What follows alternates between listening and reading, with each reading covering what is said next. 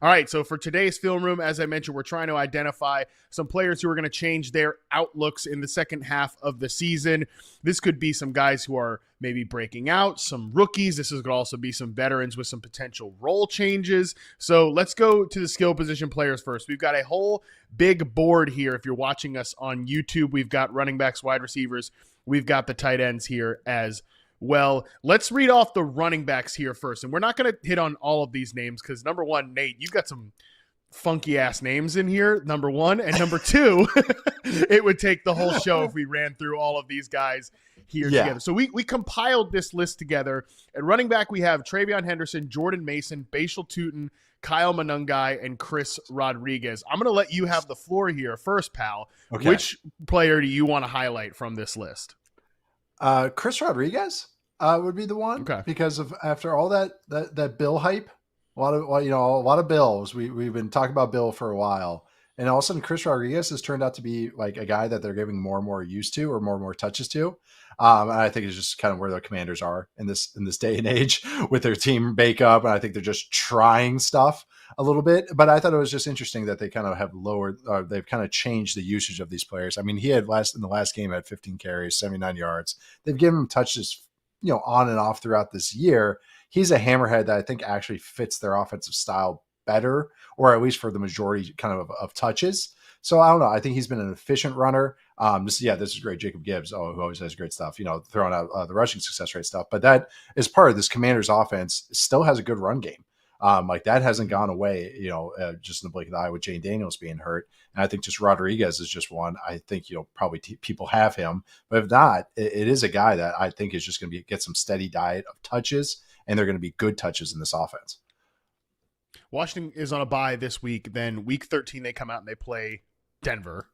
Not great in terms of a matchup perspective. But after that, they get the Vikings, the Giants before they finish with Eagles, Cowboys, and then Eagles again. So you've got a couple matchups there, Vikings and Giants, two teams you can definitely run on there. So he might be good for one of those late bye week spot starts if you're looking at that like week 14 matchup, and then week 15, we're getting towards fantasy playoff time. Maybe Chris Rodriguez has a random moment there, because I agree with you that he is a hammerhead type, and it sounded like they kind of wanted to come into the season splitting the work between Rodriguez and Bill. And I think that we might see going forward a little just bit more of Chris Rodriguez, just to see like, hey, for next year, is he somebody that we can work a tandem running back sort of situation with?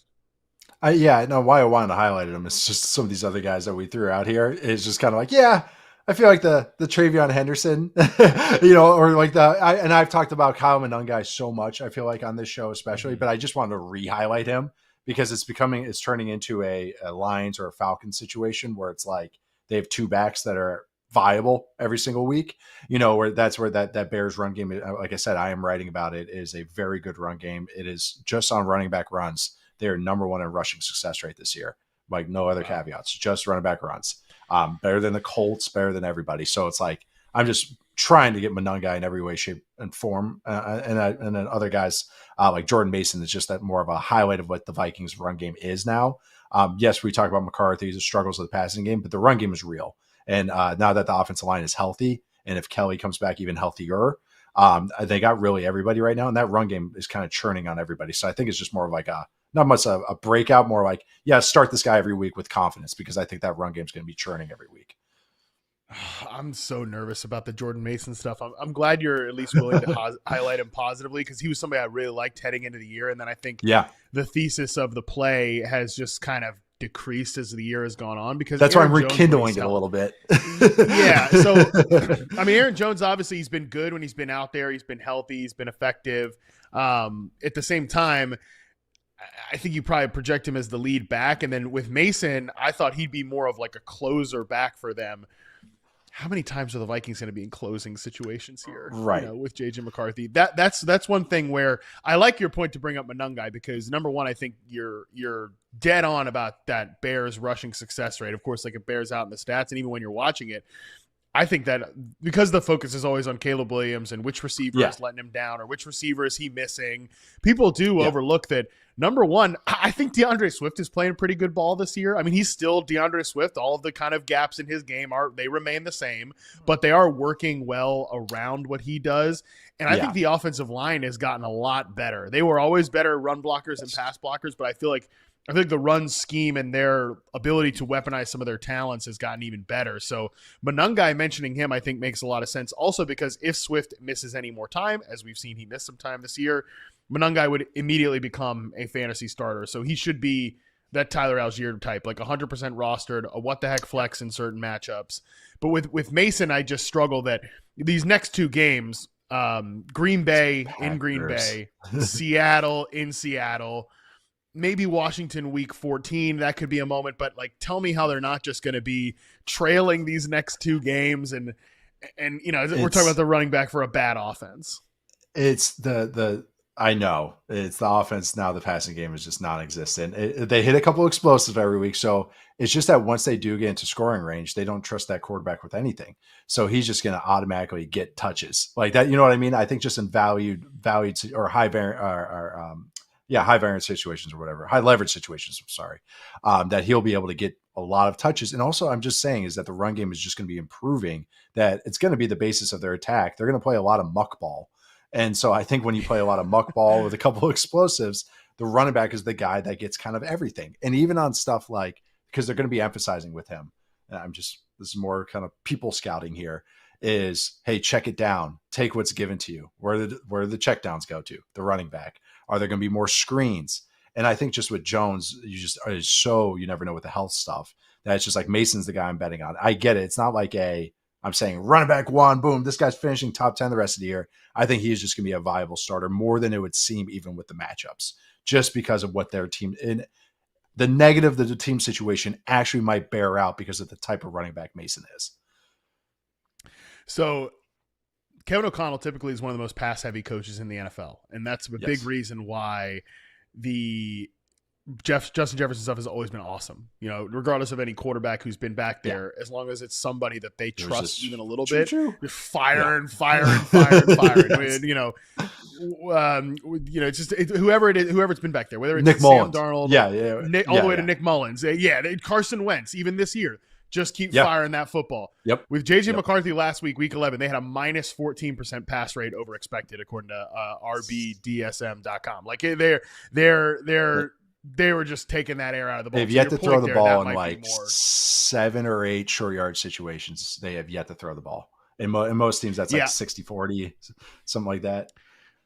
Third down with 1 to 2 yards to go, they had a minus 32% pass rate over expected in this last game. So it's just they're trying to establish that run. So I hope you're right, because I still have Mason rostered in a few places. I've just really lowered my expectations. So I hope you're right on that one. Let's talk about these two rookies though, because that's what people really want to know about. Travion Henderson and Bajal Tootin. Let's go to Bajal Tootin first, because he was the guy that you suggested. We got to monitor the health situation, but otherwise, man, it was really impressive last week what we saw with him. Yeah, and again, looking, I think just even you could see it stat wise, of course, being on a fantasy show, but I think just the situations again is what is very telling with the young guys, and we talk about this a bunch. One is pass protection is always the one that's like, okay, especially for a running back, like that's going to be like if they give that to a rookie or a late drafted rookie, wow, that's huge. But the other thing is short yardage touches, because those are big situations, and they want to give it to somebody that they trust. So the fact that Bajal Tootin, who has had a fumble history in college, which hasn't, knock on wood, reared its ugly head in the pros so far, they're giving him multiple short yardage touches in big situations, 3rd and 4th downs. They're giving him screens. I think that's why I just think that they want him to take over this backfield. It's kind of feels it's like I'm revisiting a conversation we had in August about I was like, at some point it's going to end up being his backfield. But the thing is, we also talked about this at some point on the show, is LaQuint Allen has his role as the pass protecting back, a very good pass protection back. So Tootin's not going to get every single touch. They're going to have 3rd down passing stuff. He's not going to be in there. But I think it is significant that they are giving him stuff in short yardage when he is not. I didn't think he'd be that back originally, and I think he's better at it than Etienne is right now, which is significant. And the fact that he's taking care of the ball, he's doing the little things right. You can see he's very explosive. I think I'm more optimistic about this because it feels like the Jaguars offensive line kind of, clean some things up. And that's why I'm more optimistic about with Tootin, because I know the ability's there, but now you can really see the indicators that the coaches are like, all right, like keep going. Like, we're going to give you more touches, more of these high value touches that means a lot in these offenses.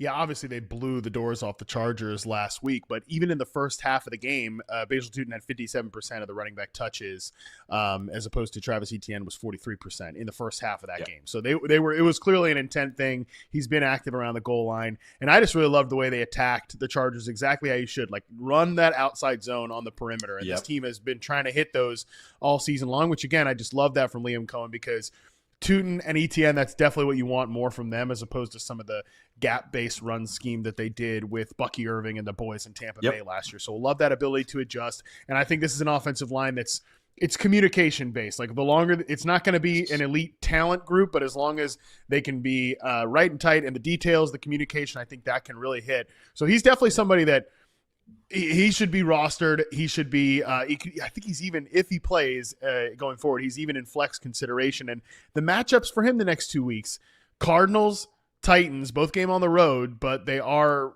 good matchups for running back. So it is fun. And by the way, I still think Travis Etienne, from a fantasy perspective, is still a good starter. Like I have him on teams, and I'm playing him every single week. And there's a little bit of like he's the DeAndre Swift to Kyle Monungai's Basil Tootin, but I think Tootin is probably better than Monungai, and Etienne's probably a little bit better than Swift, if that makes sense. Yes. That does make sense. Etienne is a guy that, like, I think this is his best year, I think, even just outside stat wise, as far as like being a running back, as far as being more reliable than he's been in the past. That's always kind of been a frustration with Etienne. He's still just a non-factor in pass protection and everything, but he is still explosive. I thought he's run between the tackles a lot better. But also just with Tootin and the rest of kind of the Jaguars' health. Brent Strange practiced again today. Harrison practiced. A lot of their linemen were practicing. BTJ practiced. Hunter Long practiced. So it's, after the Jaguars got banished, I think on Football 31, it's like, okay, I can talk about you guys again. Have a little bit more optimism again. That's what they do to us. Just every couple of weeks, it feels like they just go up and down, up and down. I can't wait to see how they blow that last playoff spot that they're kind of hanging on to right now. I can't wait to see it. They're going to lose it in such a devastating fashion. Let's put a pin in that and come back to it at the end of the season, because I can almost guarantee that that's going to be some sort of crying shame, and the Chiefs or the Texans or the Ravens will bounce them out. Well, it's against the Titans too. And so at home, you can feel it. You can feel it. Horrible. Okay. People know how I feel about TreVeyon Henderson. So I'm just talking about him from a fantasy perspective and his role trending up and some of what I've seen from him when I've been watching him lately. But when you, Nate Tice, lock in on TreVeyon Henderson, because I know you're watching a lot of Patriots, he's playing next to your boy Drake May. So when you've seen TreVeyon Henderson these last few weeks, do you think he's done enough to kind of get that lead back job in New England when Ramondre Stevenson gets back in the mix here? I think they're going to open up, like, even with Stevenson back, it's going to be somewhat of a split. I don't really know what it'll be, but I do think that we talked about this, is that Henderson still is, he's still the same kind of back. It's just the situation's a little better now, is that he's much better on the outside runs. And the Patriots overall are much better when they pull players.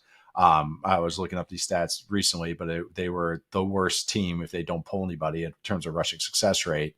And I think they were a top 8 in terms of like rushing success rate when they do pull somebody.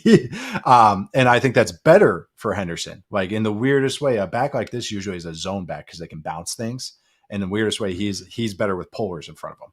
And and you saw it in the Bucs game would be the best example because of those long runs. But I do think that Stevenson has a role in this offense. They trust him in a lot of ways to do things. So it's going to be at some portion of the offense. But I think what will happen is, why I'm saying all the outside run stuff, is that they go, okay, this inside run, we're going to keep Henderson in for a whole drive, as opposed to maybe like spelling him in situations. And it's going to be more like the splits that we've talked about, some of these other backfields, where they take the whole drive, as opposed to, it's second down and they're running inside zone and this guy goes in. It's going to be just kind of a little bit more fluid in that way. Yeah, and next 2 matchups for him are awesome. Bengals, Giants. So, I mean, even if he gets kind of eased like he's not quite the running back, the running back one right away is Travion Henderson. He's still going to have some spots in that matchup to thrive. So I think he's a fantasy starter, even if Stevenson is back out there. I think he's 100% showed enough of that.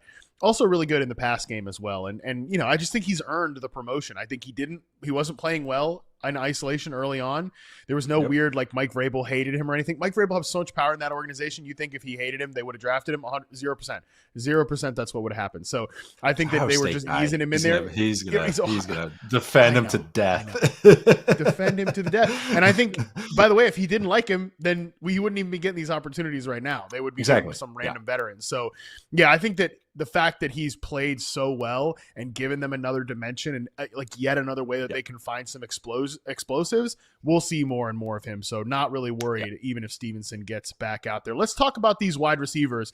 And I want to start here with one of the guys that I brought to the table here, which was Jameson Williams.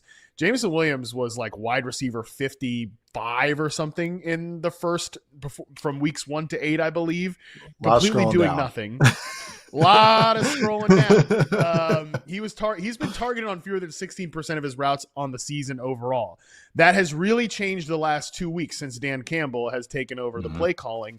Nate, to me, I think there's something to that. I think that when Dan Campbell says, I have a feel for our players after taking that job from John Morton, I think he was talking about Jameson Williams. And we know Dan Campbell loves Jameson Williams. He doesn't shut up about him whenever he's talking in the offseason. So to me, I think there's some real stickiness to this, especially when you watch how he's gotten J-Mo rolling on some of the crossers. I think he's somebody that goes from being a mistake in the first half if you drafted him to somebody that makes you look really smart in the back half.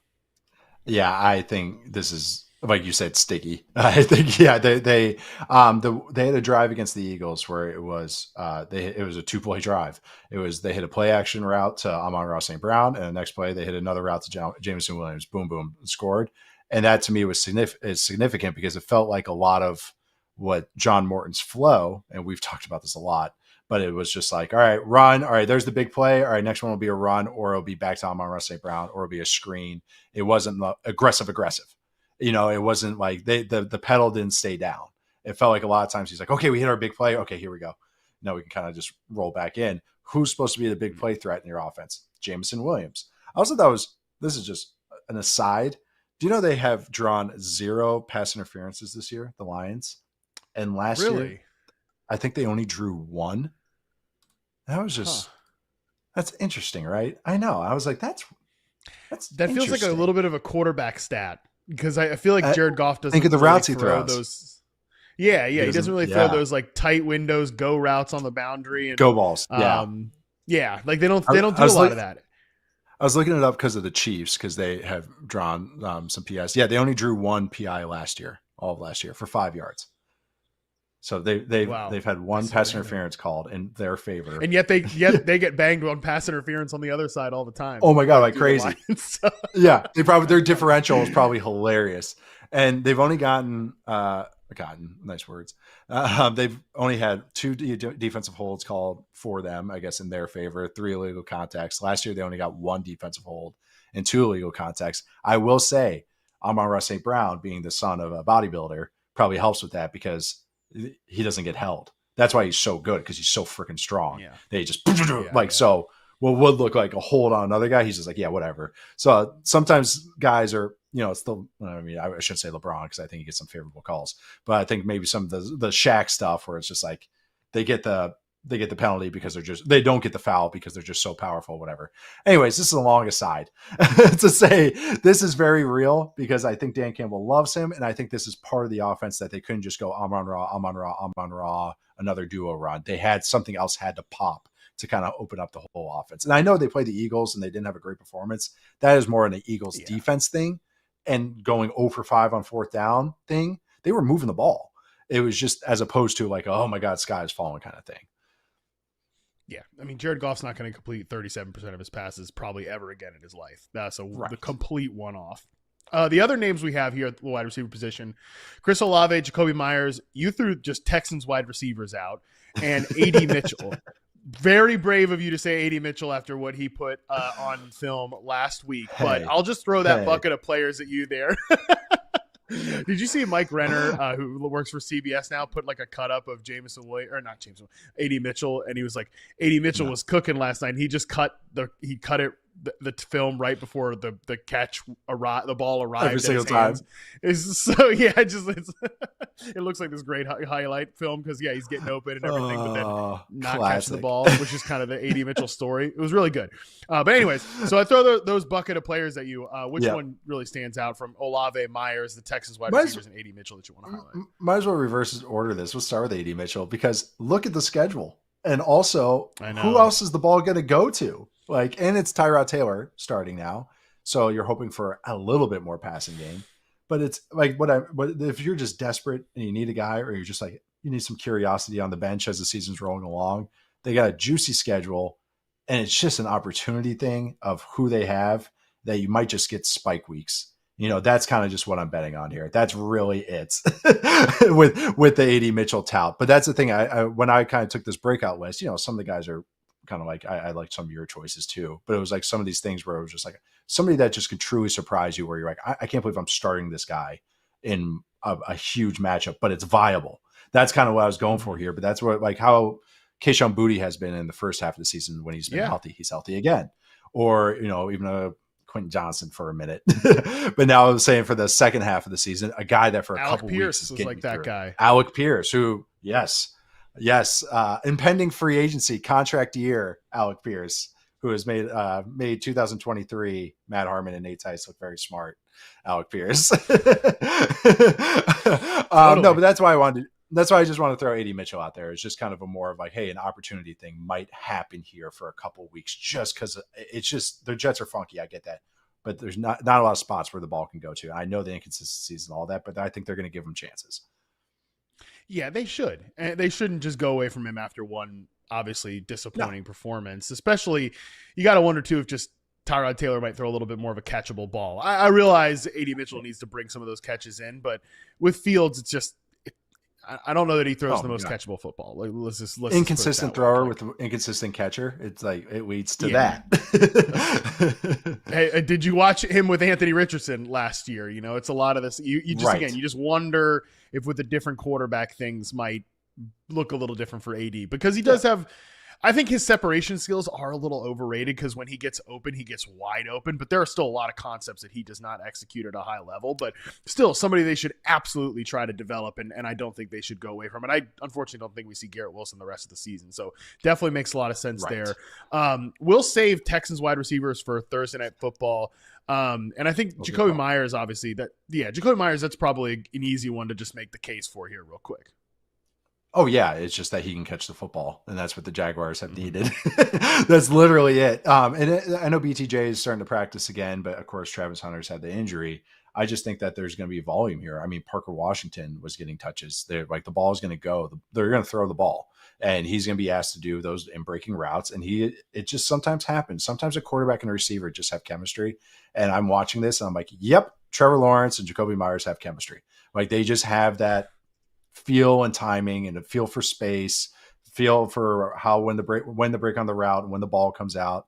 Like, I know it's super early, but it's one of these where I'm like, I'm very optimistic of where this is going to come. Like, I think they really need to re-sign him because I'm just like one of these things where I'm like, this really fits for what they need. So wanted to say he's very viable. He started the season as like a sneaky receiver too, or like in my league where I really overly invested in guys in an auction league that you play as a receiver too. I think he's back to that, even with other guys getting healthy again. Let's quickly touch on these tight ends here. Colson Loveland, Mason Taylor, Gunnar Helm.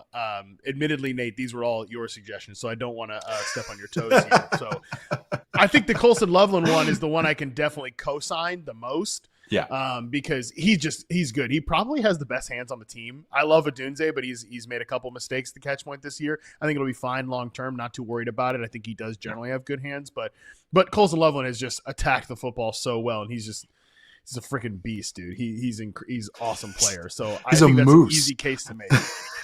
Yeah, he really is. And he's awesome. I do wonder if obviously Cole Kmet's going to be a problem the rest of the year. Colson Loveland might be more of like a 2026 play, but even now, because he's so good and this offense is coming together, I still think he's worth, if you're in a bad spot at tight end, and I am on my Tucker Craft teams, I'm kind of riding Colson Loveland now because I'm just hoping that the talent equals more touches. We're in the same boat. My friend. Hunter Henry's got me through some weeks, but not so much now. All of these are kind of more of a second half into next year or further years, and all more of like a pleasant surprises in a pinch. Mason Taylor's the same argument I kind of made for AD Mitchell. It's like, who else is the ball going to go to? It's going to be a run heavy offense. I get that, but he's doing a lot where they want him on the field. And I think long term it's gonna be a good thing. He's gonna be just like he's gonna be like a Hunter Henry. Actually, that's actually like kind of what I envision, kind of like a guy that's gonna be Mr. 6 to 9 points in fantasy for a long time. But Gunnar Helm, I really wanted to talk about that. I actually think he might be viable in a pinch or a deep league or something of that sort in the back half of the year. Because again, who else is the ball going to in the Titans? You have to watch 2 rookie receivers. This is a rookie tight end as well. He's getting a lot of high value. No, it's not. I'm been waiting to write about Cam Ward. I told you just yesterday on Football 301. I've been waiting to write about him, but I've watched a decent amount, and I'm just like, God, this stinks. but Gunnar Helm, though, at least it's they're giving them choice routes, which is again an indicator that like, okay, we're giving you the high valued stuff, the stuff that we think you're going to do good on. So that's always okay. That's interesting. He's making the most of it. Cam Ward and him have chemistry, especially on third down. So he's a guy that I had like iffy interest on before the year. I've kind of kept my eye on. I think he's he's going to be on a good path even the rest of this year, where he's going to get even more touches. But I think in the long term, like he's a dynasty, like kind of maybe a Trojan horse candidate for some of you guys if you want to just kind of like get like a little interesting young tight end that you might want to just take a stab at. No, interesting. Interesting. I really like it. He has 7 catches for 67 yards since week 8. Obviously, they were on their bye last week. Obviously, Chico Okonkwo has run more routes, but you just wonder if at some point, like Okonkwo is a holdover. Gunnar Helm is the guy that they drafted. The front office and obviously some of the coaching staff there is going to be gone next year. But still, you start to look towards the future. And I actually was listening to a podcast with Daniel Jeremiah recently, and he was saying that they know they need to get Gunnar Helm the ball. So, and if he's saying that, nice. You know, he heard it from somebody. So, oh yeah. If he's reporting something, it's take it to the bank. 100%. And I think the big thing too is just these rookie receivers. Number one, they're banged up now. Ilika Iomanner and Chimere DK are both dealing with some injuries. I think DK looks like a nice gadget player, but Iomanner just. He can maybe be okay in the long run, but I mean, being out there is like not a big statement on the freaking Titans offense right now. So, I think that Gunnar Helm has a chance to be a little bit like he could be the most interesting of those 3 rather easily, even though he's a rookie tight end. So, I like that call out there. There's definitely not a lot of fantasy shows talking about Gunnar Helm right now, heading into week